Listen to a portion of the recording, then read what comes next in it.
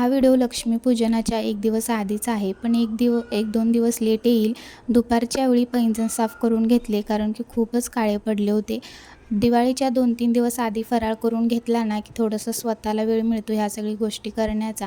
कारण की दिवाळी म्हटलं ना, की प्रत्येकाला असं वाटतं की छान दिसावं. त्यामुळे थोडंसं फराळ लवकर करून घेतला की 2-3 दिवस आधी, त्यामुळे मग आपल्यालाही थोडासा वेळ मिळतो असं मला वाटतं. त्यानंतर मग संध्याकाळी आम्ही हे आल्यानंतर बाहेर गेलो होतो भांडूपला.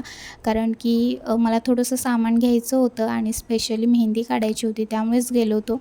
पण दुसऱ्या दिवशी पूजा होती, त्यामुळे पूजेचंही सामान येता घेतलं आणि बघू शकता गर्दी किती होती.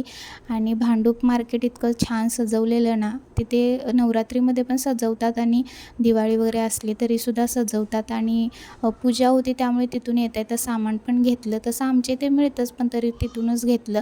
त्यानंतर मेहंदी काढायला गेले. आता एक हात नेहमीच माझा रिकामा राहतो, कारण की एका हातावर माझी मी काढते आणि दुसरा हात नेहमीच रिकामा राहतो आणि मला दोन्ही हातावर मेहंदी आवडते. त्यामुळे ह्यावेळी स्पेशली असं ठरवलं होतं की मेहंदी काढायला बाहेर जायचं. त्यामुळे आता दिवाळी होतं, थोडंसं महाग वगैरे सांगत होते, पण तरी काढून घेतली आणि असा होता आजचा दिवस. बाय.